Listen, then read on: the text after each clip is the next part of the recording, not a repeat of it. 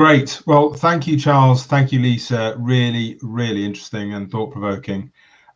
Before I introduce our next speaker, I just wanted to apologise for the cancellation of the last session, or what was supposed to be the next session, with Barry Boffey. Barry's really, really disappointed he can't join us. But the good news is he's going to record his session, and that'll be available from early next week. So you'll be able to get the content. You'll remember that Barry's the head of D&I from the British Transport Police, and he was going to tell us all about going beyond buzzwords. So I'm certainly looking forward to seeing that presentation next week. Now, my next task is to introduce Louise McQuillan, who is the workplace solutions specialist at TextHelp. And she's going to talk to us about supporting neurodiversity in an evolving workspace. As a father of now a young man with autism, I'm fascinated to hear this talk and to understand more about how we can address the needs of people with differing neurodiverse backgrounds. And so I'm delighted to hand over in a moment to Louise, but please do jot your questions down on the Q&A, and then we'll field those to Louise at the end of her talk. So Louise, welcome, and over to you. Thanks very much, Owen. I'm just going to share my screen quickly, just so you can follow along with me on some of the facts and figures that I want to share with you. But thanks again for having me along today. Really appreciate it, and it's great to see such a wide and varied agenda today, looking at all the areas of diversity and inclusion. But I suppose for me, what I really want to focus on today is that support for disabled employees, and really how can we reach out and attract staff from a wider talent pool, particularly looking at the area of neurodiversity. So just as a quick introduction, as Owen said, my name's Louise, and I am the Workplace Solutions Specialist at TextHelp. So my role here at TextHelp is to work with organisations to ensure that staff have the support they need to do the job to the best of their ability. So if you want to reach out to me after today's session, please feel free. All my contact details are on the screen now, so please don't hesitate to reach out. As somebody from Northern Ireland, I know we tend to speak quite quickly. So again, if there's anything you're maybe not sure of that or anything that I've covered today, feel free to reach out as well. So again, just to give you a little bit more background about TextHelp, in case you haven't heard of us, we have over 20 years of experience in providing education and workplace support to individuals with neurodiverse conditions. Our head office is based in Northern Ireland, but we do have a global presence supporting US and Australian markets as well. And earlier this year, we acquired the Lingit Group, who are now part of the TextHelp family. So we have a growing network of staff who are all working to support students and employees through their day-to-day work. And really what we're wanting to do is see a world where difference, disability or language are no longer barriers. And again, within the workplace, we support both the public and private sectors to ensure that staff are supported with workplace accommodations that they need to do their job to the best of their ability. And we also provide in website accessibility support as well. So really reaching out to your entire network of customers, citizens, and then your staff as well. So let's dive straight in and really look at what is neurodiversity. Well, it's a non-exhaustive list, which might include conditions such as dyslexia, autism, Asperger's, dyspraxia, ADHD, and others. So as I say, we work with thousands of organisations across the globe in supporting their staff with neurodiversities and hidden disabilities. And it's key to what we do because research suggests that around 1 in 7 people are neurodiverse. So if you just think about your network of staff already, 1 in 7 people are neurodiverse. So let's chat about some of the challenges these team members might be facing at the moment. So the most common of these is dyslexia. Around 10% of the population has dyslexia and 4% severely so. With that 10% as well, we know that this figure is probably going to be much higher because people aren't often diagnosed until much later in life. And as I say, diagnosis of dyslexia is often after the age of 21. So many people will have developed their own coping mechanisms throughout their education journey. However, global awareness of dyslexia is increasing. So this may be through increased diagnosis, or even what we've seen more recently in celebrities discussing their experience. Most recently, Holly Willoughby discussed her dyslexia and how she uses a workplace accommodation of yellow scripts to help her understand her lines and keep focus on the information that she has to share. And according to the National Autistic Society, 7% of autistic adults say that they're not getting the help they need from social services. And 70% of autistic adults also told the Society that with more support, they would feel less isolated. So according to the Autistic Society, only 16% of autistic adults in the UK are in full-time paid employment, and only 32% are in some kind of paid work. There are a range of reasons for this, but for example, some people with autism may have symptoms that can be a barrier when interviewing or managing the physical requirements of a workplace, or in some cases engaging with their teams around them. So furthermore, around 10% of autistic adults do receive employment support, but 53% say they want it. And the disparity here between those receiving employment support and those who want it has been a result of unwillingness of individuals to actually disclose their disability because of the stigma associated to it, or because possibly their employer is unaware of the support that is available to them as well. And around 1.5 million adults in the UK have ADHD, but only 120,000 are formally diagnosed. And ADHD itself, in terms of diagnosis, can take up to 7 years. So these types of non-apparent disabilities are more understood now than just a few years ago.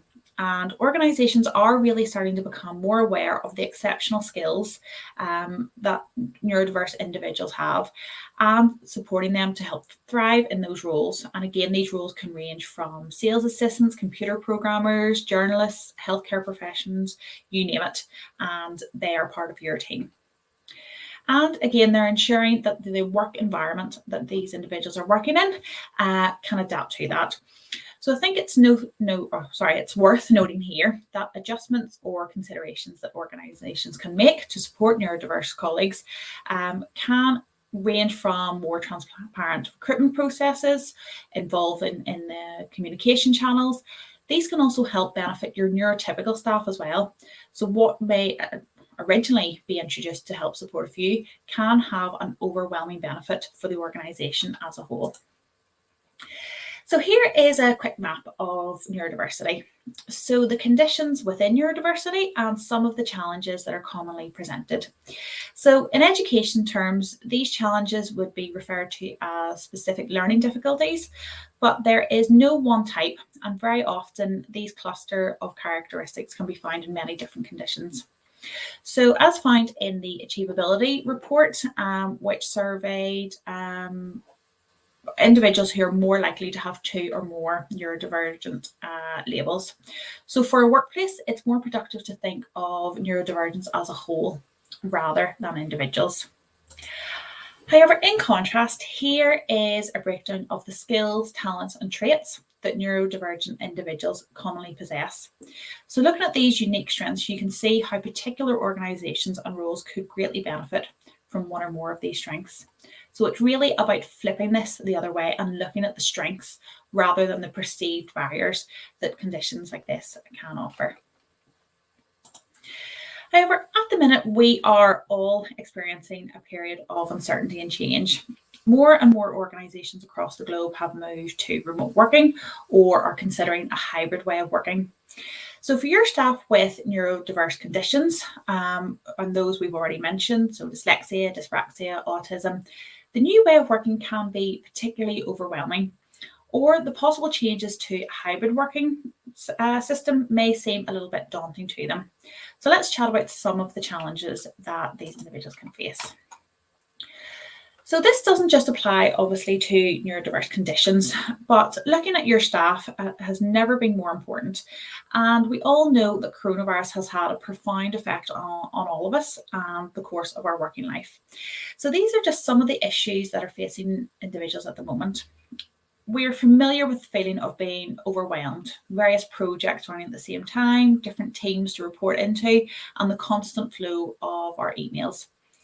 Most of us have probably been working at home for over a year and a half now, and some may have been returning to the office or are slightly nervous about returning to the office. Because the situation is constantly changing and evolving, just when we are getting used to it, it changes again. And this has caused such disruption to our routines and no longer having our daily commutes to switch off or prepare ourselves for the day of work ahead. So you may have a sense of guilt of not being able to say no. So many people find they don't take breaks during the day like they used to, or don't close the computer at 5 because we aren't in the office anymore. So all of these things can take their toll on us, and we're seeing more and more organisations saying how they feel their staff are burning out because there's no longer that break of work and home. So if these are some of the stress factors that neurotypical individuals are currently facing, imagine the impact on those with neurodiverse conditions. So communication can be a real challenge for a number of neurodiverse individuals. This can affect both staff in face-to-face communication and when working remotely. So it's important to schedule times to catch up and not throw out random meetings, or as I'm sure we've all seen on our chats, whether it's Teams or Google, are you free for a chat? That can actually cause a lot of anxiety for somebody who's maybe not prepared or not aware of what that chat would be about. So planning and prioritising can be an issue for some staff as well. So when working remotely, your team or from your team, it's all too easy to lose track of what tasks are most critical and of business priority. So people with dyspraxia can often have difficulties with sequencing skills. So this could manifest itself into making errors when they're inputting data or struggling with their timekeeping and planning tasks on a daily or weekly basis. And just the overwhelming constant change, which a lot of people are still facing.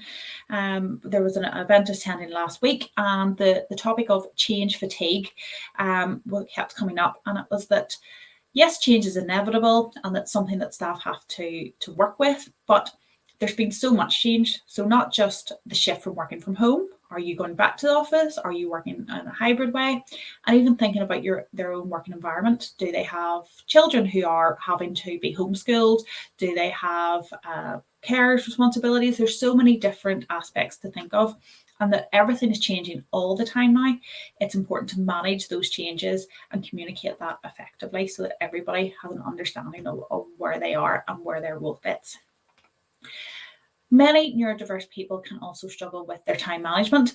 Some may even enter a Zen-like state of flow, so they're so intensely engaged and fully immersed in an activity. And very often, again, those boundaries between work and home life can become blurred, leading to stress and overworking. And employees with neurodiversity can at times have a slower processing speed than their colleagues, so meaning they struggle to focus attention and visually scan sequencing of information. So again, all of these factors are working can affect somebody's day-to-day working role.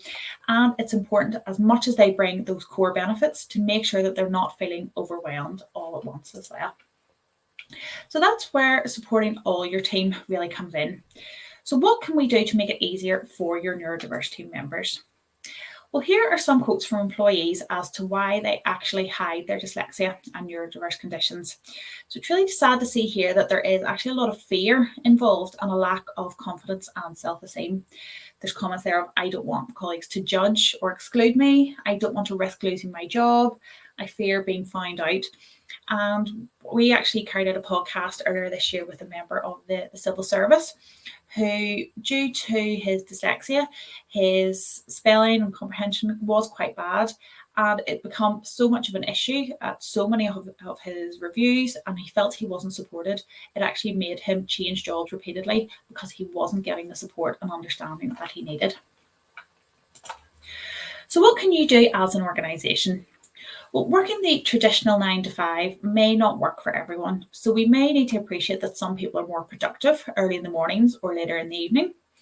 Assistive technology can help to boost productivity and increase accuracy of written communications in the workplace and giving more confidence in their work. Because think of the situation now as well. For many people, they could have turned to their colleague and said, could you proofread this for me? That support is no longer there, and people can feel slightly isolated. And for a lot of people, working from home has given them the flexibility they need to focus on particular tasks, again, without distractions. So again, looking at that working model and what works best for your staff.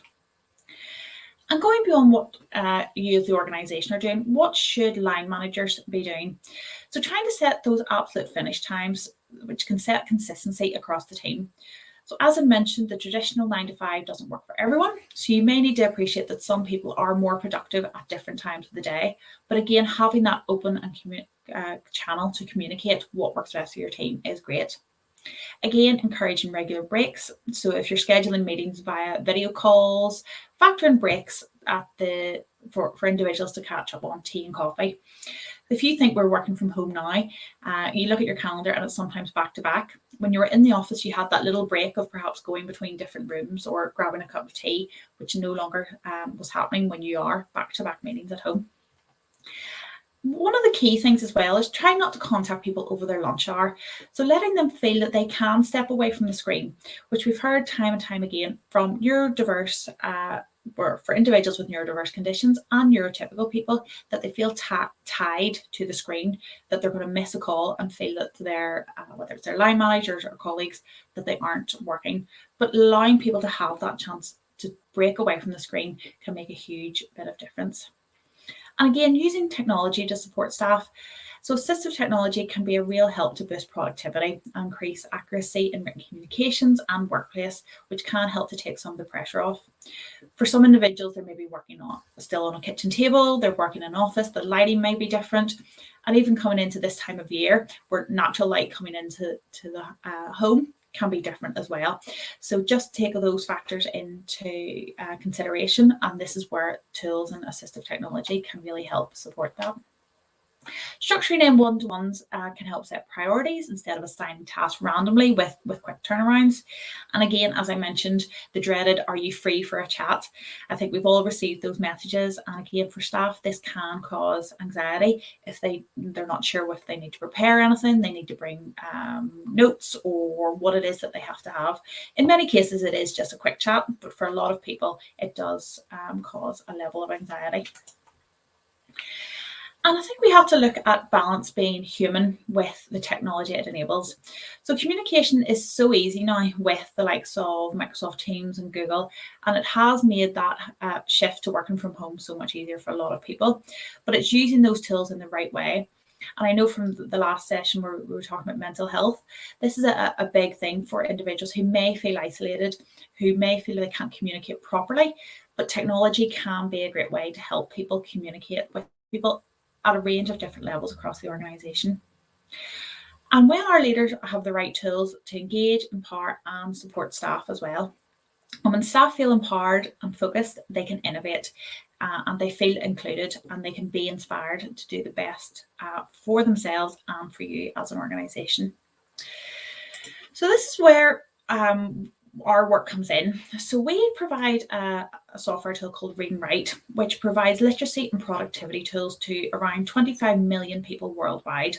And again, it's supporting those key areas of dyslexia, dyspraxia, autism, ADHD and Asperger's.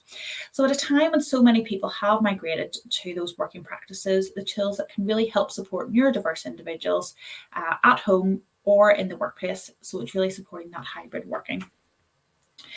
So it's a toolbar that can be accessed along the top of the screen, and it provides additional features and support for individuals. So whether it's reading emails or documents, they can proofread information and feel more confident when they're submitting work.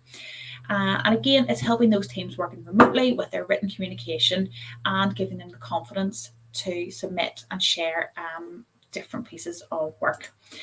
And again, we know that flexible working means there are lots of different systems that people are using. And I think that initially the whole tech of working from home, getting set up was quite difficult. But what Read and Write is designed to do is support everybody across all the different platforms.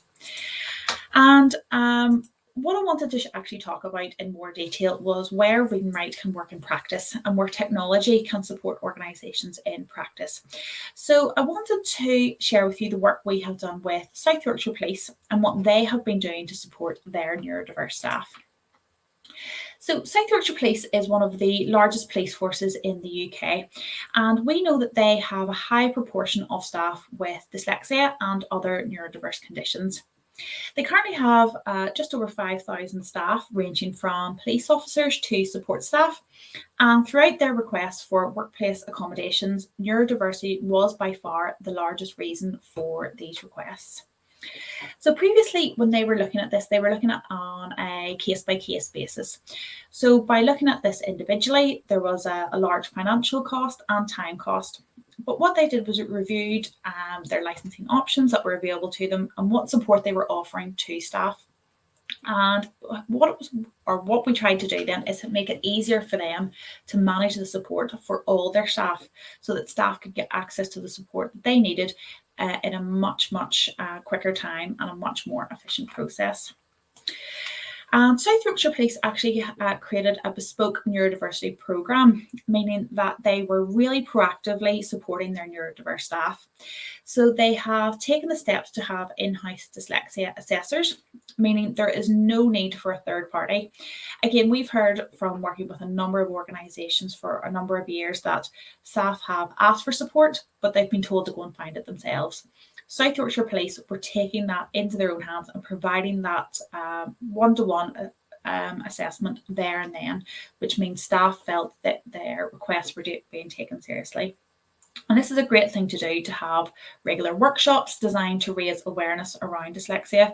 And again, it was increasing confidence of employees and the amount of staff who were self-referring for evaluations. And it's always that case of often when one member of staff puts their hand up and they see somebody else talking about it and raising that awareness, you start to see the trickle effect. So they now offer dyslexia screening to all new large groups of staff, and they also offer reading right to all staff within the force. So this means they are putting the support in the staff automatically. So you're not having to sit with staff and question what in detail, why do you need this? What's this? What do you what works? What doesn't work? They're actually proactively going, here's the support that we're currently offering. If this isn't suitable for you, we can find something else. But one of their stories in particular, which showed the need for support, was from one of their chief members of staff. So this individual had been an officer for a number of years, but they had recently been promoted to a senior role and had all of a sudden begun to struggle with their reading and writing. Everything they were doing beforehand was shorthand. They were creating notes quite quickly, but now they were having to develop more in-depth reports and sharing that with more senior members of staff. So after discussions with the dyslexia assessors and the team that they had available, they confirmed that the individual was dyslexic, and they had developed so many coping mechanisms throughout their life. They were now in a new role, which had completely changed their way of working, and they had to think differently, which highlighted where some of the challenges were coming from. So this shows the importance of supporting all staff and not just through the induction process. And once they're in role, it's fine. You may have staff members who have worked for you for many different years, and this may also mean that their requirements have changed throughout their career as well. And from a recruitment perspective, they also found that by informing their new recruits that they had dedicated support networks along with freely available support, their recruitment team had noticed an increase in applications declaring that they had a disability. So when you as an organisation are openly supporting and talking about conditions such as the neurodiverse conditions we've talked about, you'll find more and more people are open to disclosing that. So I know that sort of brings my session so far to an end, but I'd like to open up to any questions at this stage if there's anything that has come through so far. Brilliant. Thank you, Louise. Really, really interesting. So let me ask you a first question. There are sort of themes, and I'd encourage people to read the chat. It's been really helpful, especially some of the responses from Aidan. Thanks, Aidan.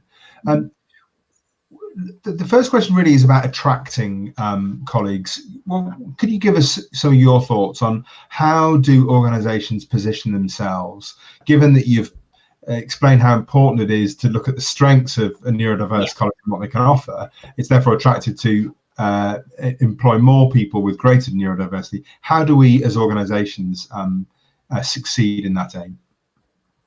I think that's a really key question. I think that's one a lot of organisations struggle with, that they can support staff when they're in place, but how do they get that disclosure initially?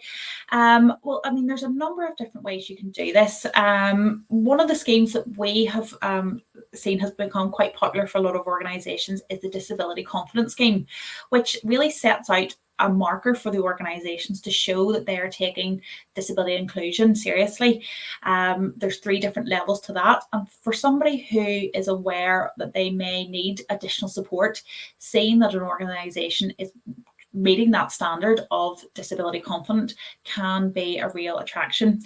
Again, for some organisations that we have seen as well, at their recruitment stage, at their application stage, they're putting in, do you require any additional support in terms of dyslexia or neurodiverse conditions at that stage. So again, the misconception is for a lot of people when they think of disability, they think of a physical disability. So do you need a ramp to get into the building? Do you need a lift? We're on the 4th floor. Can you make it up to there? And I think what we're seeing now is that adjustment shift, that hidden disabilities, which again, it sort of does what it says in the tin. A lot of people can hide it very well, but actually organisations need to be open and talking about how they can support these hidden disabilities. And again, another thing that we see quite a lot is these network groups, shouting about what your network groups are doing. You know, just because it's an internal group doesn't mean that you can't be shouting about what they're doing, whether it's on your social channels. Events and forums like this, I think, are a great way to share that that feedback as well, which can be great. Fabulous. Louise, thank you. We are going to a break now, and as Louise encouraged her as in her talk, it's really critical to have our breaks when we take them, but we also be great if we could encourage you to network. We're due back at 15:50. Lisa's going to introduce our next session from strategic plans to guided planning. So please join us at 15:50. But again, Louise, thank you so much. It's obviously a subject close to my heart, but I think we're learning how important it is for all of us. So great to hear from you, and have a great rest of your day. Thank you. Bye. Bye.